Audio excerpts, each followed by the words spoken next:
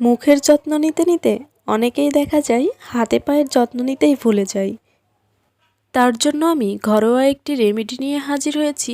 এই রেমেডিটি ব্যবহারের সমস্ত ময়লা দূর করবে এবং আপনার হাতে পায়ের রং ফর্সা করবে। তো দেখুন, এইখানে আমি নিয়েছি ভাতের মাড়। আর ভাতের মাড় কতটা উপকারী তা আজকের ভিডিওটি দেখলেই বুঝতে পারবেন। আর এর মধ্যে দিয়ে দিচ্ছি বেকিং সোডা। আপনারা অনেকেই জানেন বেকিং সোডা ময়লা দূর করতে কতটা কার্যকরী। আমাদের হাতে পায়ের ময়লা কিন্তু এই বেকিং সোডা এক নিমিষেই উঠিয়ে ফেলতে পারে।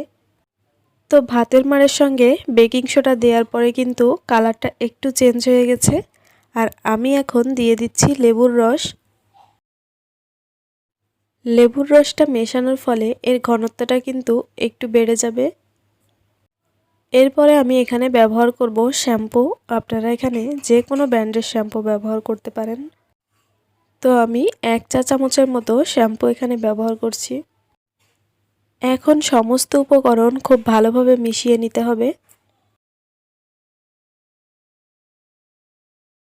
শ্যাম্পুটা দেওয়ার ফলে দেখতেই পাচ্ছেন এটা অনেকটা ঘন হয়ে এসেছে। আপনার মুখের থেকে যদি হাত পা কালো হয়ে থাকে তাহলে অবশ্যই এই রেমেডিটি ব্যবহার করবেন। মুখ ফর্সা কিন্তু হাত পা কালো, তাদের উদ্দেশ্যেই মূলত আমার এই ভিডিওটি। আপনার মুখের তুলনায় হাত পায়ের রং যদি একটুখানি কালো হয়ে থাকে তাহলে নিশ্চয়ই বেশ লজ্জায় পড়ে যান। তো এখন থেকে এই রেমেডিটি ফলো করলে কিন্তু এরকমটা আর কখনোই হবে না।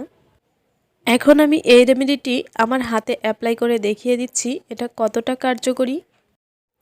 আপনারা এইভাবে কোনো ব্রাশের সাহায্যে অথবা হাতের সাহায্যেও লাগিয়ে নিতে পারেন।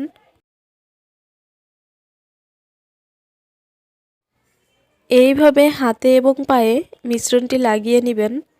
আর এটা লাগিয়ে অন্তত 10 মিনিট রেখে দিবেন। বেস্ট রেজাল্ট পেতে হলে অবশ্যই কিন্তু 10 মিনিট লাগিয়ে রেখে দিতে হবে। তারপরে ব্যবহৃত লেবুর অংশটা দিয়ে হালকাভাবে মাসাজ করে নেবেন। যেহেতু আমি আপনাদের দেখানোর উদ্দেশ্যে ভিডিওটা করছি, তো তার জন্য আমি সাথে সাথেই মাসাজ করে নিচ্ছি। আর লেবুর খোসা দিয়ে মাসাজ করার ফলে কিন্তু ময়লাটা খুব তাড়াতাড়ি উঠে যাবে। এইভাবে কমপক্ষে 5 মিনিট আপনারা হাত এবং পায়ে মাসাজ করে নেবেন। তো ভিউয়ার্স, এই পর্যায়ে আপনাদের কাছে ছোট্ট একটি রিকোয়েস্ট, আমার ভিডিওটি যদি ভালো লেগে থাকে তাহলে প্লিজ একটি লাইক দিয়ে দিবেন। আর আমার চ্যানেলে নতুন হয়ে থাকলে আমার চ্যানেলটি সাবস্ক্রাইব করে পাশে থাকা বেল বাটনটি অন করে দিবেন আমার নতুন ভিডিওর আপডেট সবার আগে পাওয়ার জন্য। তো এইভাবে আপনারা নখগুলোও কিন্তু পরিষ্কার করে নিতে পারেন। বিশেষ করে যারা গৃহিণী আছেন তাদের তো রান্নাবান্না করেই হাতের 12টা বেজে যায়। তো সপ্তাহে যদি এই রেমেডিটি একবার ফলো করেন তাহলে কিন্তু আপনার হাতে পায়ের উজ্জ্বলতা বাড়িয়ে দিবে। এইভাবে আমি 5 মিনিট মাসাজ করে নিয়েছি। এখন ধুয়ে দেখিয়ে দিচ্ছি এটা কতটা কাজ করেছে। তো এই তো দেখুন, হয়তো দেখেই বুঝতে পারছেন এটা কতটা কার্যকরী একটি রেমেডি।